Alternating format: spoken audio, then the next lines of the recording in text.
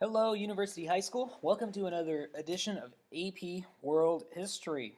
The title of these notes is actually the Roman Empire, but we have to start with the fall of the Republic. So the Republic, remember the characteristics of the Republic were, well, it was a republic, meaning they had representative government with a Senate, and the Senate was supposed to represent the will of the people. We know that the senators, of course, were all wealthy elites. They were patricians, but eventually also Rome was given the assembly of the people, headed by the tribune, and it was certainly a republic not as democratic as the republics are in the world today, but the Roman Republic is very important because it's the first in the world in the way that Athens was the first democracy. So why does it fail? First of all, agriculture begins to fail, and agriculture was the basis of the economy, and especially we're talking about wheat. Wheat. So these rich landowners ended up buying out these large estates and creating latifundia. Latifundia were these large estates that they weren't producing wheat. Instead, many of them were resorting to producing grapes for wine because it sells. It's a cash crop. But I mean, that ended up really messing with the economy because well, grain is kind of like the necessity, right? It's like the basic thing that people make bread from and that they need to live off of. So it really messed with the price of grain. We're not going to get into the economic issues of how and why that kind of stuff happens. Just know that the price of grain fluctuated drastically, and all of this would lead to high unemployment. The high unemployment means people are upset. There's generally poverty and peasant riots. So we're talking about the peasants. You have to think about that early on here, even before this, with the River Valley civilizations, and here we're in the classical period. The reason that states exist, the reason that they sprang up to begin with, is to control people, to control things, to control crime, of course, to control borders for security, um, to keep order. It's for control. So here, the state is beginning to fall apart because the people are discontent. So there's also a shortage of property owning men for military service. You have to actually own property to serve in the military. And in fact, in Rome, if you owned property, you had to serve in the military. It's one of the reasons why their military was so successful and so large and, yeah, well trained and well organized. All of this stuff, these are all factors, and they're all good to know. But they all lead up to this. This is the main factor: the rise of influential generals. Because if things are pretty crummy in your life, somebody comes by and says, "Well, I can offer you um, the spoils of war, or an extra large estate if you serve me for 5 years, 10 years, or whatever these benefits." These people, these soldiers, are eventually going to become more loyal to the generals. Um, Generals like, especially this man. So these aren't all generals down here actually. Octavian was not a general, but these are all people that become really influential, more influential and popular than the Senate. Remember SPQR, the Senate and the Roman people, which is what Roman soldiers had tattooed on their arms. Um, it was a reminder that they're fighting for the Roman Republic, not for a man, not for a mere mortal, not for an emperor, not for a king. Romans despised kings.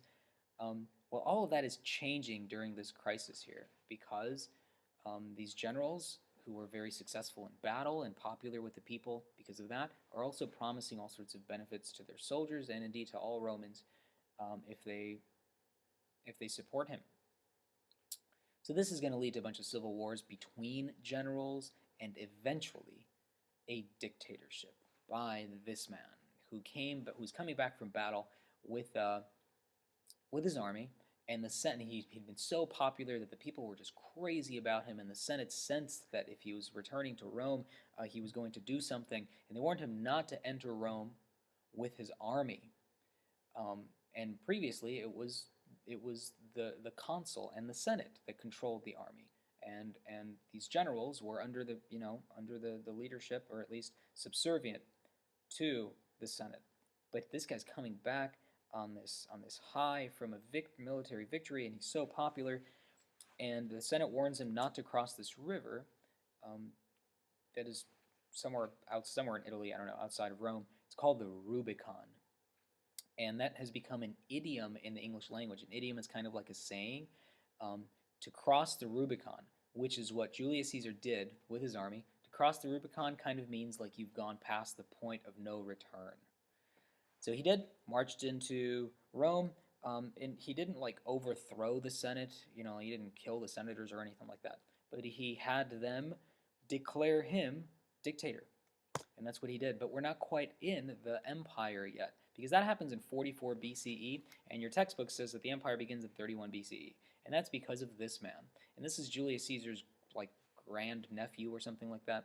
Anybody know his name? If you said Octavian, you'd be correct.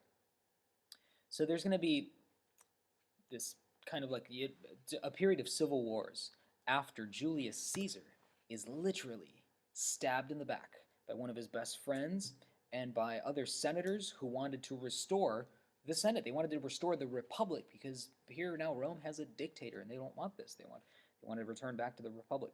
They plotted to kill him and they did. And Julius Caesar's last words, according to Shakespeare anyway, to his best friend or one of his friends was "Et tu, Brute." That's pretty good. With my Julius Caesar, pretty good. You too, Brutus, is what he said. He's backstabbed. Rome is going to be ruled by three guys after that: Octavian, Mark Antony, and I think Pompey.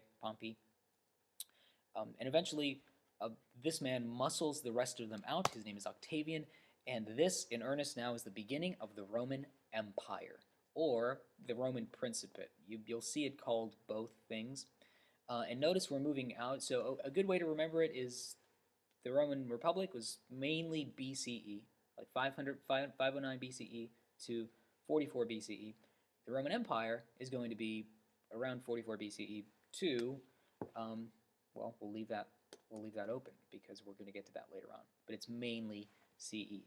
So one comes before the other. So Octavian, what does he do? First of all, he rules as a military dictator. He has the Senate affirm him as Caesar, which becomes a title now, and he's going to be given this honorary title of Augustus. Do Julius and Augustus sound kind of familiar? They should. They're 2 months in our calendar. Julius, of course, July, and Augustus, August. So why did they get these ceremonial names? Well, that's because they were so kind of, like drunk with power. After their deaths, the emperor was actually deified. All of those other months, most of those other months, they're actually gods. Like June is Juno. I don't remember which god that is. March was Mars, which was Ares, the god of war. So they put themselves up there in that group with the gods. And why does that sound kind of familiar, or is there a similarity there? Maybe with like Darius and the Persian Empire. So the emperor becomes the source of all laws. It's no longer the Senate. The emperor is directly producing the laws. Augustus also continues conquests. He adds Egypt to the Roman realm when he defeats Mark Antony and Cleopatra. And then also the Middle East. We're talking about the kingdom of Judea and Israel. What else? Asia Minor, that's Anatolia. And in order to better rule the empire, he allies himself with this group called the Equites to govern the provinces. These Equites are a little lower than patricians. They're definitely aristocratic and wealthy people. They're a step lower, and they would serve in this bureaucracy, this civil service. They would be civil servants who were paid by Octavian, and they would be honest and loyal to him. So he allies himself with this aristocratic class. Coinage in the empire is going to bear his image as well.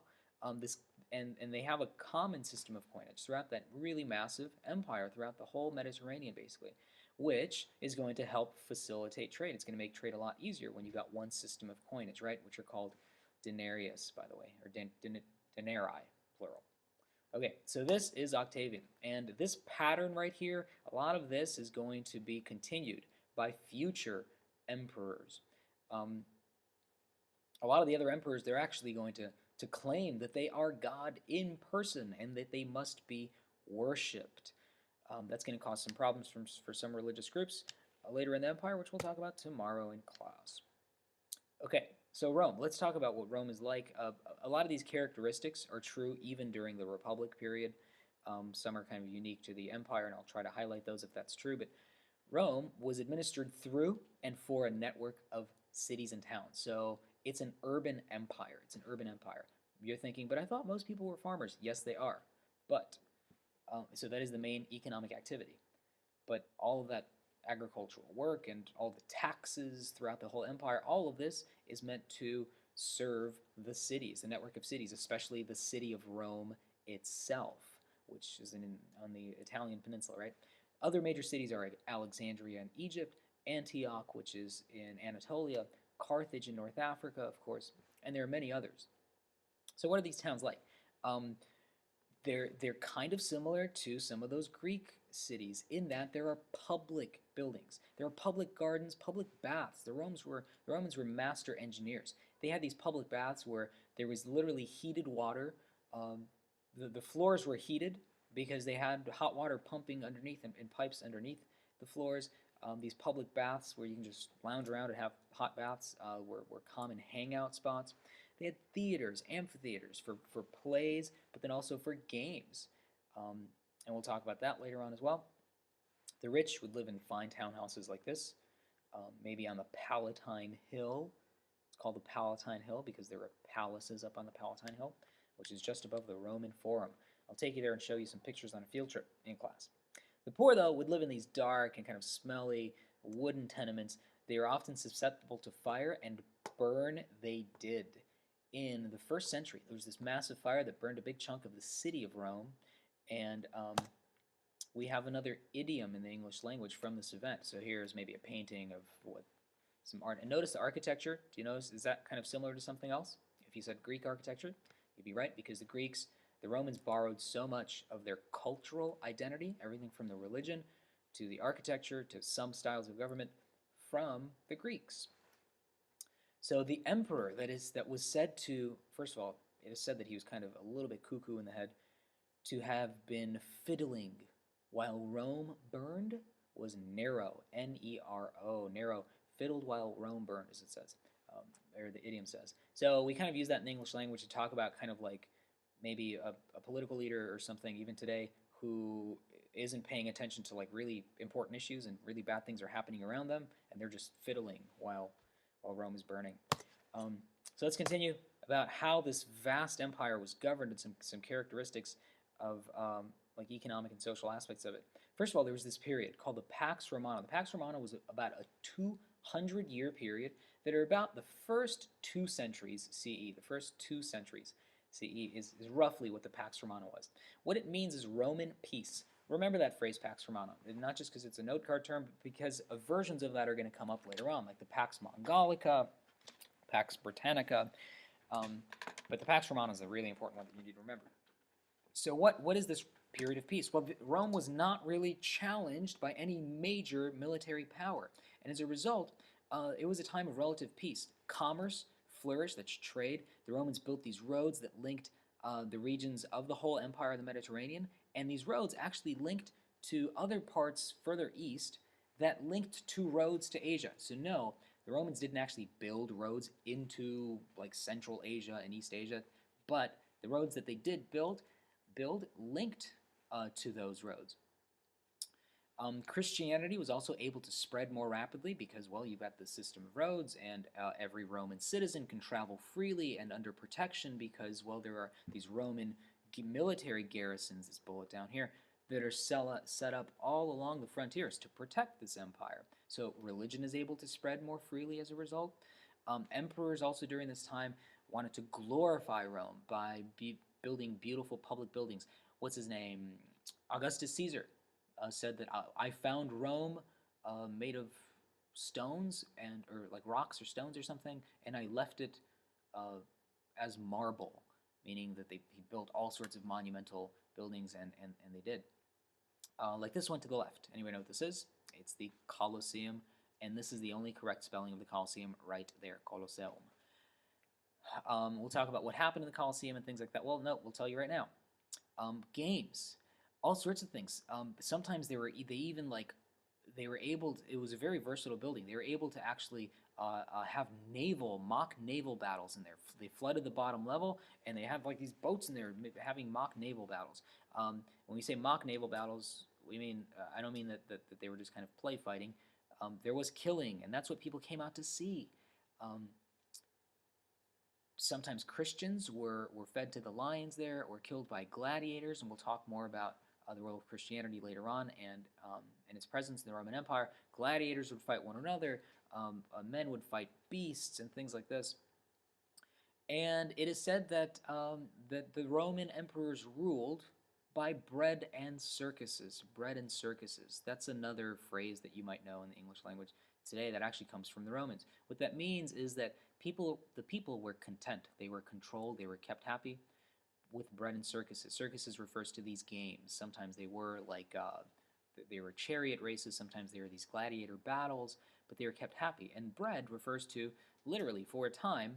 I think it was during the time of Augustus Caesar. Every Roman citizen got one loaf of bread per day for free. So bread and circuses was keeping the people happy during this Pax Romana and their bloodthirst.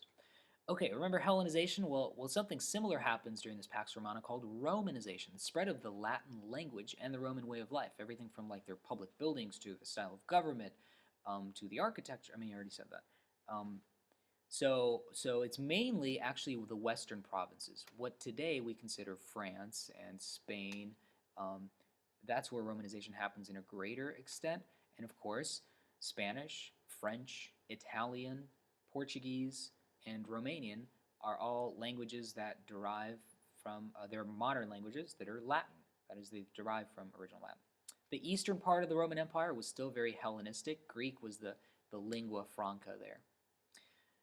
All right, where a lot of these towns sprang up throughout the empire during these few hundred years here, these people are granted citizens' rights as well, which helps to keep them happy. So we were talking about Roman trade. Check it out. This is the Mediterranean. So there are all sorts of different things, like of course olive oil, which is a Mediterranean food, right? We learned about that. Textiles, especially from Phoenicia, purple textiles. Grains from Egypt and Carthage. The Roman Empire really became dependent on these two regions for grain, especially. Slaves from this region called Thrace. The Romans did employ slavery.